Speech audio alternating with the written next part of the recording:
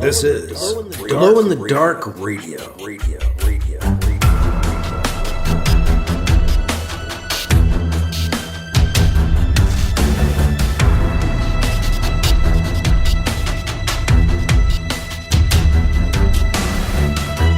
The science fiction podcast with original independent science fiction written and performed by Mike Luoma, with music by Kevin MacLeod.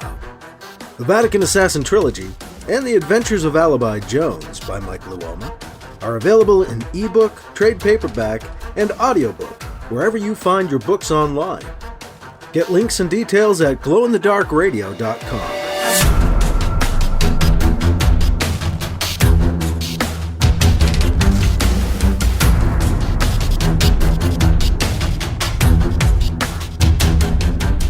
This is the science fiction podcast, Glow in the Dark Radio. I'm your host, your writer and narrator, Mike Luoma.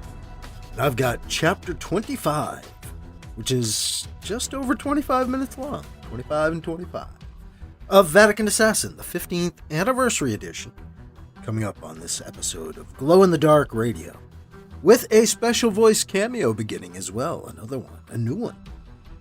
Somebody you haven't heard yet in this edition. BC's old flame, Fiza, has appeared on Lunar Prime.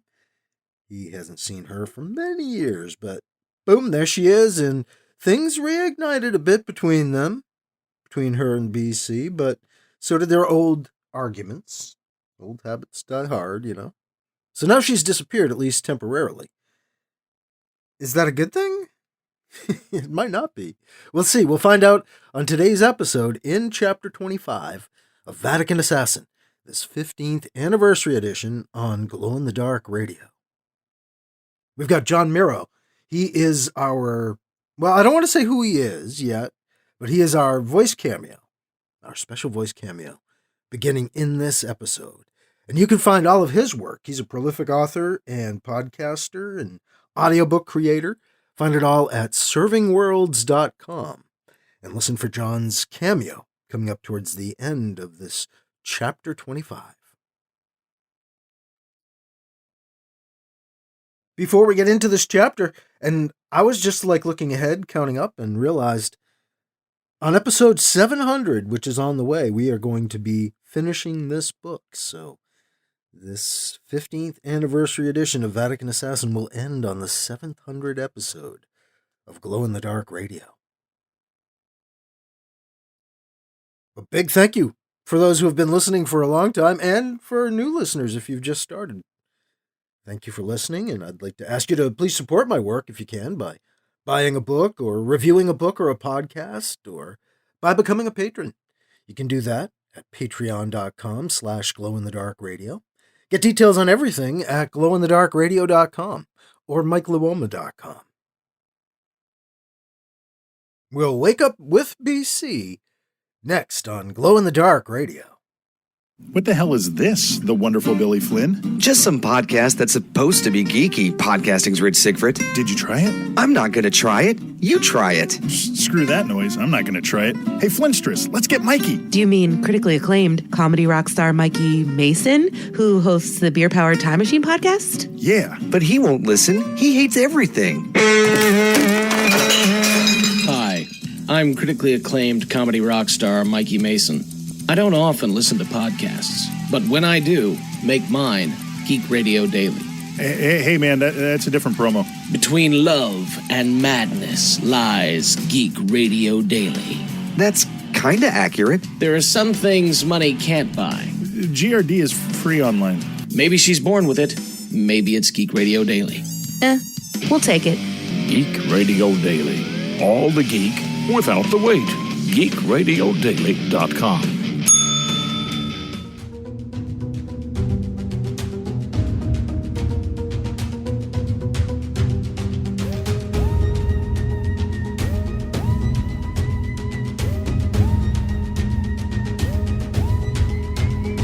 Now here's Chapter 25 of Vatican Assassin, special 15th anniversary edition on Glow in the Dark Radio. BC gets up and into his day without a sign of Fiza.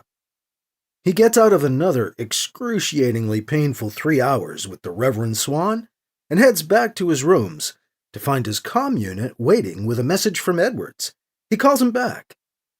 Maybe he wants to do a late lunch. Almost 1:30. Hey, BC, thanks for calling me back. Edwards answers. Hi, Mark. What's up? That friend of yours, Fiza? Uh-oh. Yeah? She's in some big trouble, BC. How good a friend is she? I ask myself that same question a lot, Mark. Anytime she shows up. What's she done now? I haven't seen her since this time yesterday. Probably because she's been in LSC custody. Oh. She didn't do anything here on Lunar Prime, but the UTZ has a boatload of old warrants out against her. Some of them on really serious charges. We're talking extortion, grand larceny, even murder here, BC. Really? She's not a murderer. The other stuff, maybe. Even probably. But Fiza's no murderer. And since when does the LSC do UTZ security work? She was shopping around the atrium. Her ID must have set off some alarms somewhere in the UTZ, and so they asked us to intervene on their behalf. We have some mutual cooperation and extradition treaties with the UTZ, BC. Always have. We enforce non-political laws, like larceny and murder. So what happens to her now? Edwards rubs his forehead. That's what I gotta figure out. That's why I called you. I've kept her off the UTZ radar since we picked her up. They think we're still looking for her. I can't keep up the stall tactics too long, though. We've either got to turn her in or get her out of here. She dropped your name when the LSC picked her up, so I found out and intervened, but it could get messy. Know what I mean?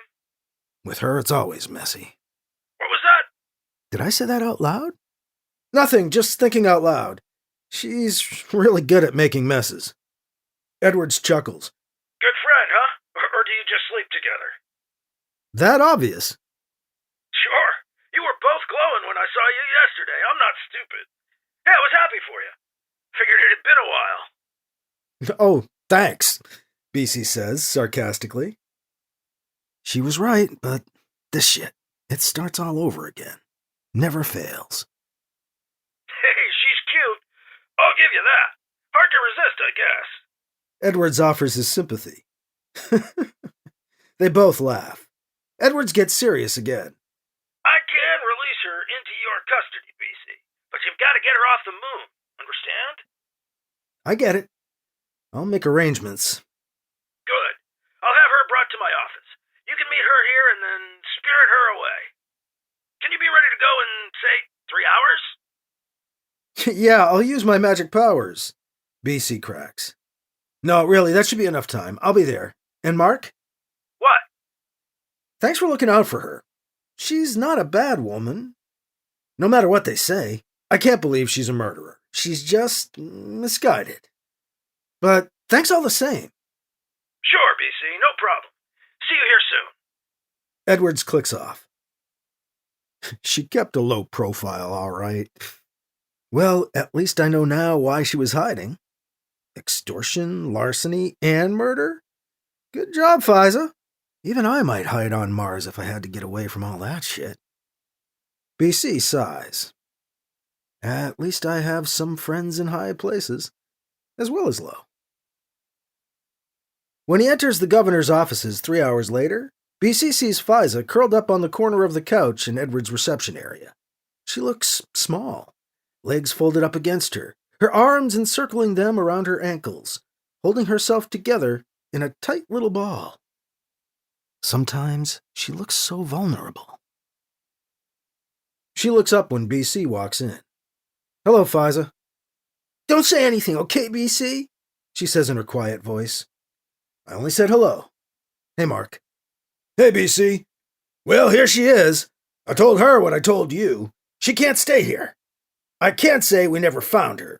If they find out we did, I'll insist she was released in a case of mistaken identity.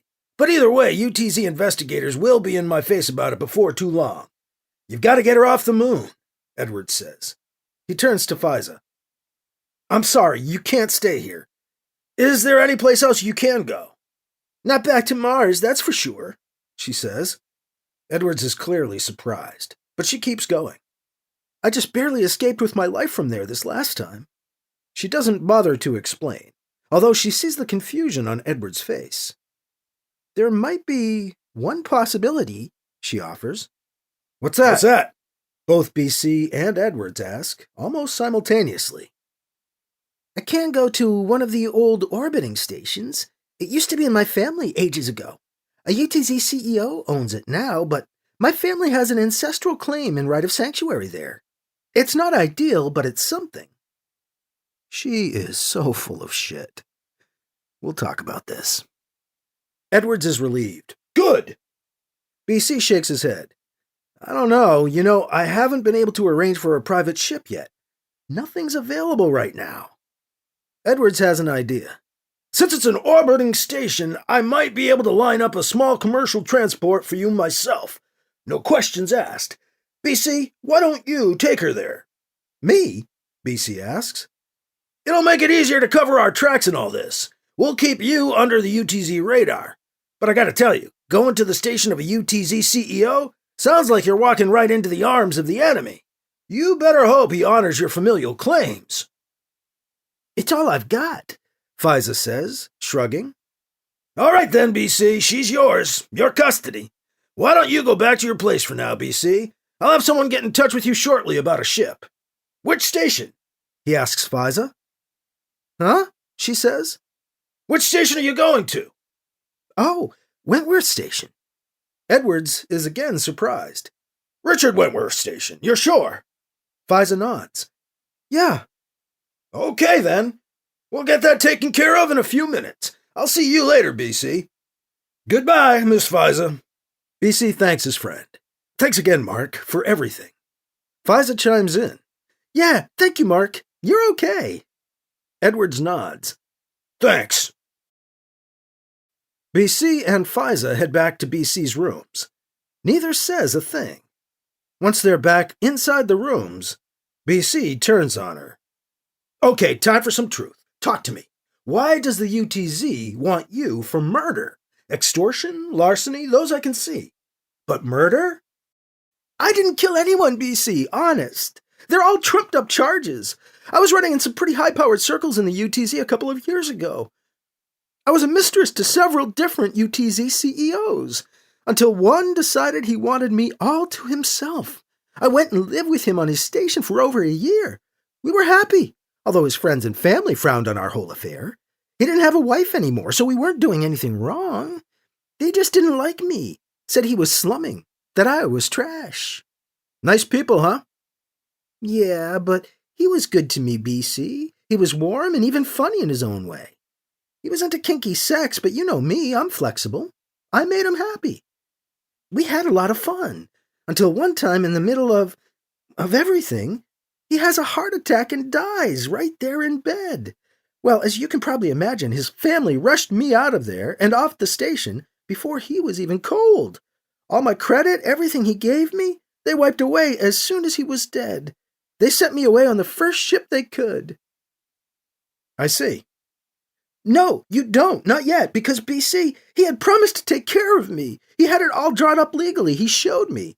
He said he knew I'd outlive him, and he knew his family would try to keep me from his fortunes, so he had his lawyers draft documents that protected a small share for me. I saw it. I didn't want to keep a lot, just enough to survive on. They tried to shut me out completely, keep me from leaving with anything of his. I managed to grab a few things of sentimental value to me as they were giving me the bum's rush out of there. When his family found out about it, they filed the charges. They claimed I bilked him out of his money and then killed him. They started the UTZ's hunt for me. I never had a chance to defend myself. That's the whole truth of it, BC. I never killed anyone. You've got to believe me. And I didn't take anything that wasn't already coming to me." "I see. I don't believe you, Fiza, but I'll play along. It's just easier. I hope you really do have an in, a way to get on board this UTZ station, because it sounds to me like the last place you should be going." "You see, huh? Does that mean you believe me?" "It means I see." "Cryptic." "Fine." Edwards finds them a ship that gets them off the moon and off towards Wentworth Station later that night. BC has to promise the Cardinal he'll be back in a week for Christmas. The Cardinal even made a joke about it. Just be back in time. Christmas is one of those times in the church year when those who don't usually come to church actually attend. You should feel right at home. A sense of humor. Who knew? The small commercial freighter carries several passengers. BC and Fiza have a compact stateroom to themselves, a tiny space barely able to fit both of them lying down. Sitting up offers a little more room. This has to be the smallest stateroom I've ever been in. Economy of space is one thing, but this is ridiculous. 3 days, huh? No transpace point? Fiza asks as she fidgets in her folded-up bed, now a chair. Nope, BC answers. Too close to Earth. Are you sure you want to go to this place? I've got no choice. This is my last-ditch effort. I might know one other place. Fortune Station. Ever hear of it? No? Should I have? Not necessarily. It's old. It's supposed to be abandoned. But there's this religious cult that lives there. And I'm their leader. What the fuck? Get out. You are just full of surprises. Why didn't you tell me before? I don't know. I didn't think of it. Not exactly your kind of people.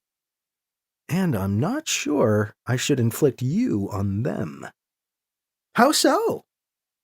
They're really religious. They believe in what they're preaching, what they're living. You wouldn't like it. Probably too rigid. Fiza doesn't say anything. After she thinks for a minute or two, she says, I can fit in a lot of places you might not think I could. Like Mars, huh? True. I still don't believe you were there. She punches him in the arm. You fuck! What do I have to do? I was there. It sucked. What more do you want? You want me to believe? Tell me more about it, BC prods. She somehow glares and pouts at the same time. Nearly irresistible. Come on, Fiza, he pleads.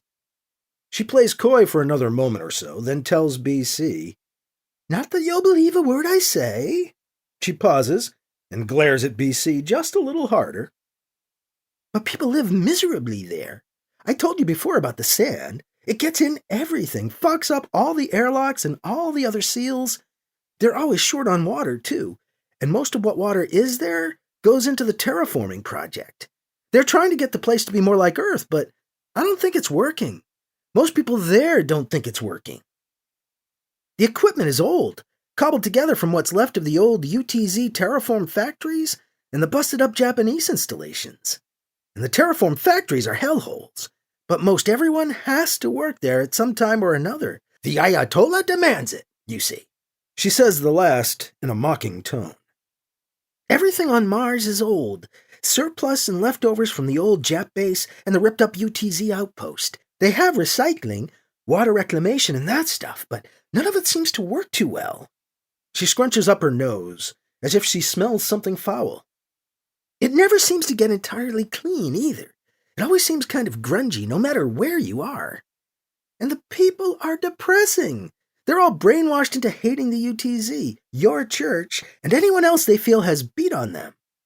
All they talk about is coming back to Earth, back to their stolen Mecca, and how their hardships now will be rewarded by Allah in the end. Boring. But it keeps them in their place, keeps fueling the hate that drives the war. You can feel it, Fiza says, and shudders. I could feel it. She pulls up into her fetal position, arms wrapped around her drawn-up knees. So, do you believe me yet? Sounds true. I'll give you that. Who'd you rip the story from? Oh! Fiza stands up. If I could storm out and go somewhere, I would. You are impossible. And you, my dear, lie at will all too easily. I'll reserve judgment for now. She sits back down and stews. BC stands, folds down his bed, and climbs on to catch some sleep. You should try to sleep some too, Fiza, BC says as he lies down. What about the station you were telling me about? Never mind. It was a lie, BC lies. I made it up. Fuck you. Fiza stands and tries to fold her chair back down into a bed. But with BC's bed already down, she has no room to maneuver. She opens the stateroom door and steps out into the hall outside. Fold my bed down, she yells into BC. He sits up on his bed, reaches over to her chair, and folds it down into place as a bed. With both beds in place, there is no room to walk in the stateroom. Fiza climbs through the door and up over onto her bed. She reaches back, shuts the stateroom door, and finally flops down. Wanna fuck? She asks. Why not? Nothing else to do, BC answers. About all we have in common now, anyway. And what she does best, I suppose. I wonder if her orgasms are lies, too. Know what? I don't care. They kill a couple of days while the ship is en route to Wentworth Station. They hear periodic announcements from the captain over the PA system, but none that catch their attention until, on the third day, they hear, Father Bernard Campion to the purser's office, please. Father Bernard Campion to the purser's. BC freshens up and dresses in his basic black and collar, and heads to the public section of the ship. A couple of queries later, and BC finds himself at the purser's office. He knocks and enters. Hello? BC asks an apparently empty office. Hold on, be right there, a voice calls from an adjoining cabin. Then a thin face capped by a short shock of red hair emerges from around a doorway. Yes. I was paged. Father Campion? Yes, are you the purser? Who am I supposed to... What's this about? I'm the purser, the man says, coming into the room. He's a slight man, small frame, perfect for ship crew. He's wearing the ship's uniform, pale blue jumpsuit with red pinstripes. Your docking request at Wentworth Station has been refused, he tells BC. Wentworth Station is a private station. Without their okay, this ship can't dock there. They've refused, said there is no such ancestral claim or right. Sorry. Did you ask them nicely? BC asks, already knowing the answer. Look, Father, it's my job to... Sorry, I was trying to make a joke, inject some humor into the situation. Can I ask them myself?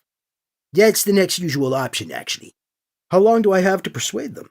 We'll be in the station's range for about a day, maybe 20 hours. After that, we won't be able to dock and keep our schedule. Okay, I'll be right back. I have to get somebody.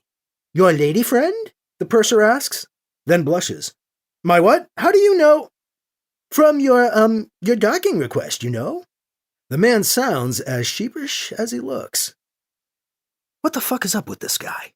Maybe saw Fiza and got the hots for her or something. Sure is acting weird. Yeah, sure. Look, I'm going to get her and come back so we can ask again, okay? The purser nods. BC storms back to the stateroom and confronts Fiza. They won't let us dock. So much for your family connections. What? The purser's call. Wentworth Station said no, we can't dock there. No such ancestral claim and shit. What are you trying to pull here, Fiza? What have you gotten me into this time, huh? Your family had nothing to do with this place, did they? Don't have a heart attack, BC. It's just a misunderstanding. I just need to talk to them myself, Fiza says, eyes wide. Good, because we get the chance to do that. That's why I'm back here so soon. I came to get you. Get dressed and let's go. Now. Okay, don't get so pushy. You are so ugly when you get like this, you know? She rants. She pulls on a one-piece black dress. I don't like being lied to, constantly. It's this thing I have about, I don't know, honesty. Interesting concept. You might try it sometime, BC berates her. Jesus Christ, you must believe your own shit, because now you're preaching too. Just shut up, BC, and lead the way to wherever we gotta go to talk some sense into these fools, Fiza says, an extra dose of attitude thrown back at BC as she pushes past him out the door of the stateroom to wait outside in the corridor. BC passes her, and they both head to the purser's. Okay, Red, BC says to the purser when they enter the office. Fire up the comm unit, please. The little red-headed man is sitting behind his desk. Two other crewmen flank him on either side. All three men stare at Faiza, looking her up and down, obviously checking her out. I'm usually not the jealous type, but these guys are way overboard. Excuse me, BC says, moving a little in front of Faiza. She moves sideways and steps up next to him. Their eyes snap to him. Did you even hear what I said? The redhead nods. Yes, father. The two other men go back to ogling Faiza. Too much. Wentworth Station? The comm unit speaks. The screen stays dark, no video.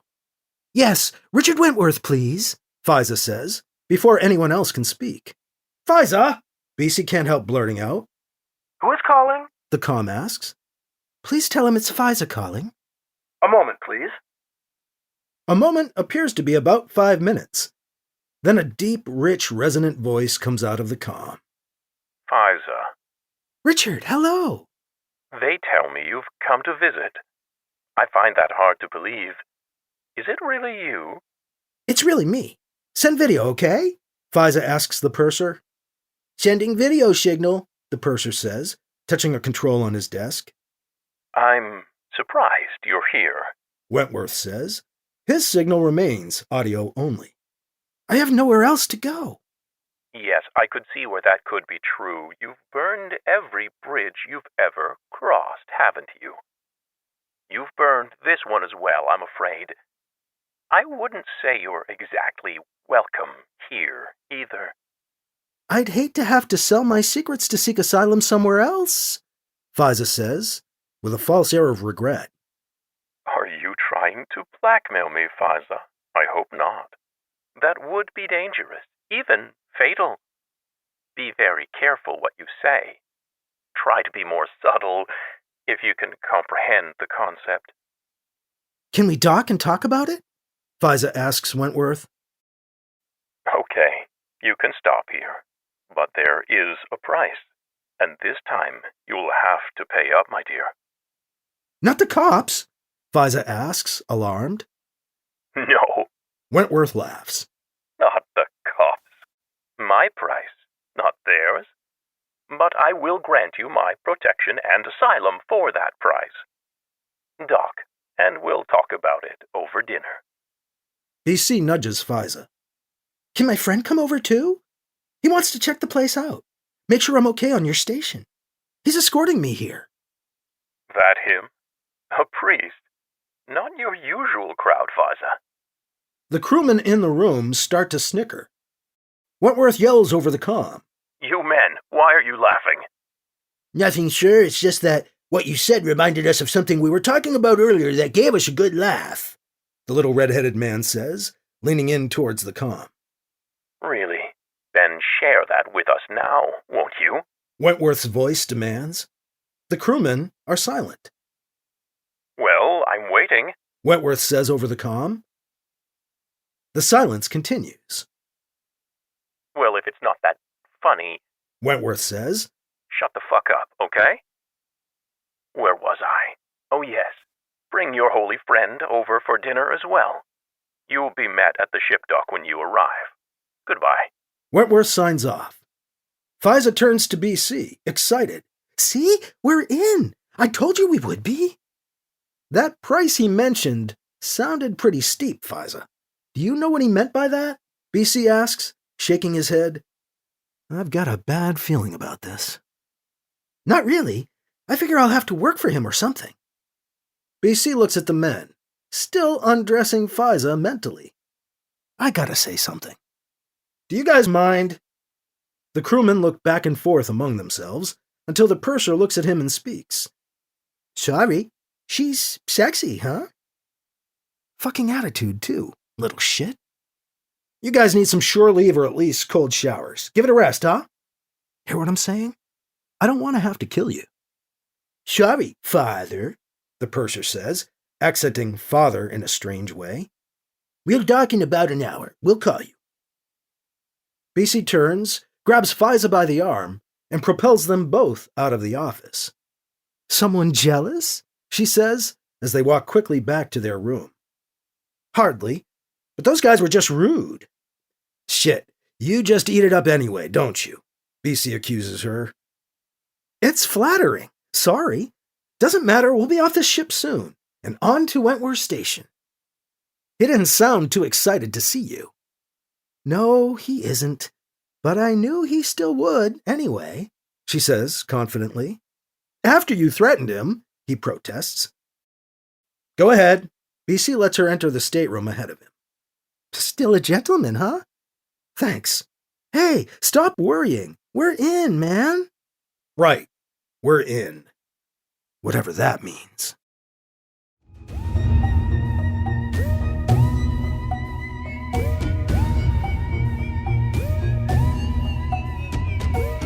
That was Chapter 25 of Vatican Assassin, special 15th anniversary edition on Glow in the Dark Radio, with a special voice cameo from John Miro. John as Richard Wentworth. Oh, he's good too. He nailed Richard Wentworth. It's awesome. And so he'll be back as Richard in our next episode as well. Thank you, John. Find his work at servingworlds.com. He is a prolific author and creator in his own right, so check out John's work as well. Is Faiza a murderer? Or is BC right to trust her, at least on this? Doesn't trust her hardly on anything, but this, he's like, oh, I don't think she is. And does she really know the world's most powerful man? Richard Wentworth. John Miro. I mean, he's at least the most powerful person BC knows of. And he did talk to her. So he knows her. On some level, I mean, he at least talked to her. And we're going to venture on board Wentworth Station with BC and Faiza in our next episode of Glow in the Dark Radio. Once again, many thanks for listening to the podcast and checking out my books. Please help support my work by buying a book or reviewing a book or podcast, or by becoming a patron. And you can do that at patreon.com/glowinthedarkradio, or just go to glowinthedarkradio.com to learn more. I'm your host, your writer and reader, Mike Luoma. Thank you again for listening to Glow in the Dark Radio.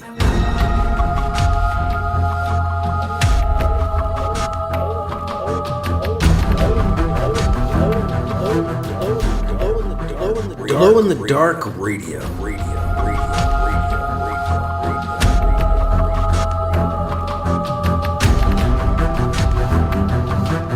This podcast presentation is copyright 2023 by Michael F. Luoma and is protected under a Creative Commons Attribution, Non-Commercial, No Derivatives 4.0 International License, CC by NC-ND 4.0.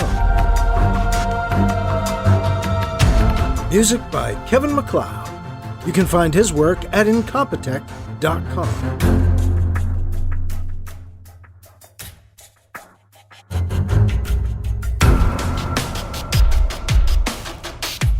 Mike's books are available in ebook, paperback, and audiobook, wherever you find books online. Get links and more details at glowinthedarkradio.com and mikeluoma.com. This has been a presentation of Glow in the Dark Radio.